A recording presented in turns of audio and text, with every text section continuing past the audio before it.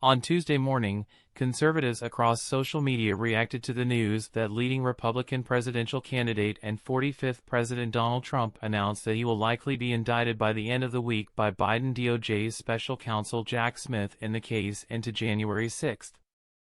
Rogan O'Handley, who goes by DC Drano online, announced the news to his followers, writing, "Yes, the same J6 where National Guard troops were rejected by Democrats, where undercover FBI sources and DC PD officers were in the crowds, where Pelosi secretly worked to lower security measures, and where police launched flashbangs and tear gas into the peaceful crowds. The DOJ is now going to indict the president who fought against fraudulent elections while they protect the crackhead, Ukrainian bribe family in the White House," the influencer wrote. "The deep state is the greatest threat to the American people, and we are sadly reminded today why that is true.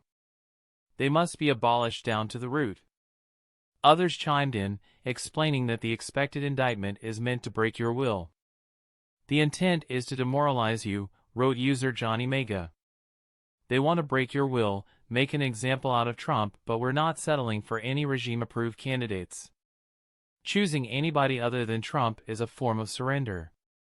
If you think we live in a constitutional republic anymore, it's time to wake up," explained Joey Manarino alongside a lengthy rant. "We are living through the government our founders warned us about. Witch hunt. The Biden regime is trying to arrest Donald Trump for a third time." Alex Bruswitz explained. "They are indicting the president who would stop the war while they are stealing your tax dollars for their corrupt buddies," wrote another user. "Wake up." Trump announced that he had received a target letter from Jack Smith on Sunday evening which requires him to present himself to the grand jury within 4 days. "Wow!"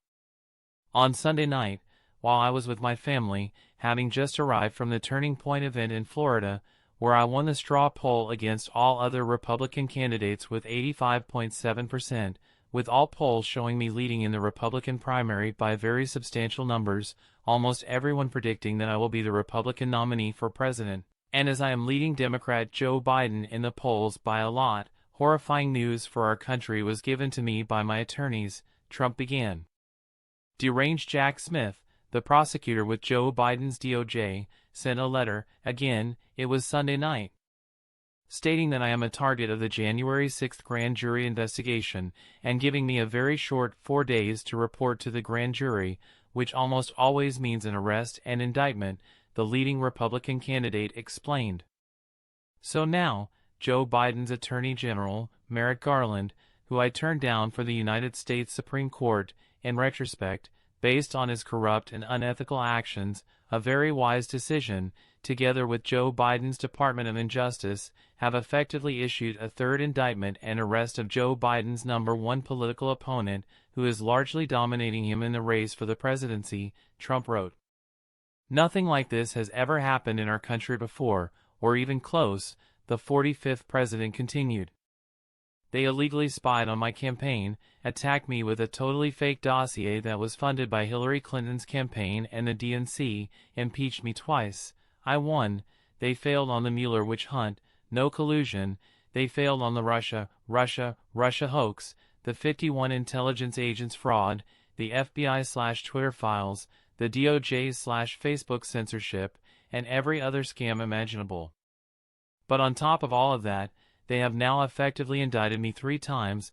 The DOJ staffed and runs the DA's office in Manhattan, with a probable 4th coming from Atlanta, where the DOJ are in strict, and possibly illegal, coordination with the district attorney, whose record on murder and other violent crime is abysmal," Trump explained.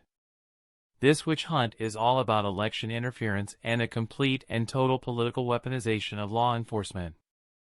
It is a very sad and dark period for our nation," the statement concluded.